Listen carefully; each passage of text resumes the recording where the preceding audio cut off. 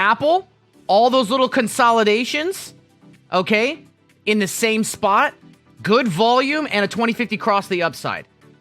Basically, everything that we pointed out earlier just occurred. And there's the breakout.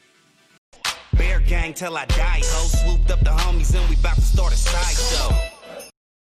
Can you explain the pattern you're waiting for before you buy? Absolutely. But full disclosure, if you talk to 10 different traders, they're all going to give you 10 different reasons that they would or wouldn't buy something and what they're looking for. So this is just me. So Apple. Number one, Apple got really good news today. All right. So why am I looking at Apple? Now, it's not a guarantee that Apple's going to go up, but why am I looking to scalp Apple? Okay. I'll give you a quick little rundown here of what goes through my mind before I make a scalp play. Now, remember, this isn't me looking to buy Apple for the long term or anything like that. It's just for a day play. Apple call. So I'm looking to make a call. I'm looking for a 315 weekly. Now, what does that mean? That means it expires Friday. I will not hold this overnight because the theta would destroy me. All right. Number one, Apple just won an appeal that they do not have to pay Ireland $14.8 billion. So now, no, don't join the IRA. No, do not. I will not hold or join the IRA. All right, so $14.8 billion. $14.8 billion. Now, Apple has set this aside in case they lost the case. Apple's not part of the IRA. It's not. Now, $14.8 billion set aside. They want an appeal that they don't have to pay that. That's an inflow of cash. Okay, that means they get to keep that cash. Okay, that's number one. Number two, I want to see SQQ die. What is SQQ? This is a leveraged technology short ETF. Now, what does that mean? It means that people are betting against short. They go into here. They expect shorts. They expect not betting against shorts. Everybody, no, it's Florida everywhere we're in shorts. They're betting against technology. They think tech's going to drop. So when you start seeing this build up and you start seeing the volume go and the green candles, it's basically saying, hey, listen, tech is about to drop, okay, as an indicator. All right, I want this to die or at least stop moving. And three, I want to see consolidation on volume. Now, what is consolidation? In other words, I want to see the candles red and green start getting a nice tight ask bid, okay, on the upside. So I want to see the ask and the bid not have these crazy, $1 up, $1 down candles. I want to see 10, 15 cents on the upside, downside, and going in the buy and selling, consolidating, getting together on the upside. Okay? So if we see big red candle, big green candle, red, I want to see that consolidation. So if I can see that with decent sized volume, okay, that's letting me know that there's a lot of buyers and sellers hanging out in the same area. Tech shorts are dying. Good news is happening. We got volume, a lot of buyers and sellers, and it's slowly creeping up. That gives me the indication that we could see a breakout. And if we see a breakout, that's where I make my 10 to 20% return. Does that make sense? That's what I'm looking at for this particular play that I'm looking to enter. That's some of the shit that's going through my mind that I'm looking at. We're starting to get that consolidation. Volume's still pretty decent. SQQ is still up, though. So I need this to die, and then this could break out. But right now, we've got some consolidation. Some. Volume's decent. Big red candle on this one. Apple could break out significantly.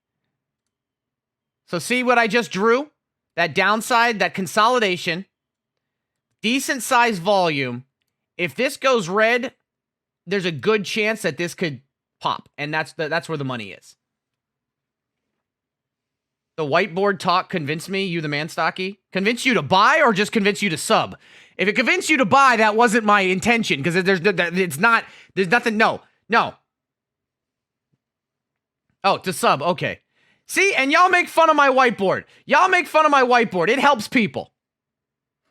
I haven't seen all the indicators for me to make that play because why? SQQ is still going up.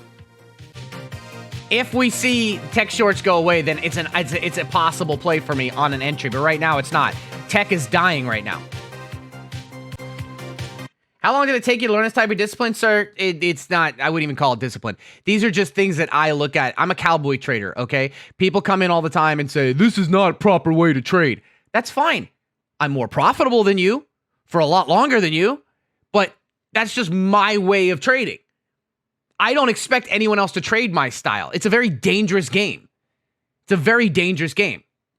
And that's just my way of trading. It's not, I would never tell anyone in the world, you need to trade like I will and you'll be better. Not true. That is not true. That is not the case. Shit, Apple's really moving on that cross now. It's almost crazy how accurate the 2050 cross is on consolidated candles. So remember earlier when we broke down on the map, on the board, everything that would give you the reason to go into it? So here we go. The Qs are dying and the 2050 crossed on the downside. Apple, all those little consolidations, okay, in the same spot. Good volume and a 2050 cross the upside. Basically everything that we pointed out earlier just occurred. And there's the breakout. We'll probably see another consolidation here as well. But remember, if you're playing on a day like today, guys, and this is just my opinion, do not get greedy with these plays. You take your 10, you take your 20, you take your 30%, and you walk away. You don't hold because this thing could reverse on you in half a second and you're fucked. Apple getting that love right now. That 2050 cross. Next candle down is gonna be another breakout for Apple if we don't go green here. But guys, 8 minutes until 1 o'clock. Careful that momentum. If I was in the Apple play here at this 2050 cross, I'd be selling. I'd be selling going into 1 o'clock. That's my scalp. That'd be 20% scalp. Be done. Be done with it. Happy, take your money, walk away. Live to fight another day.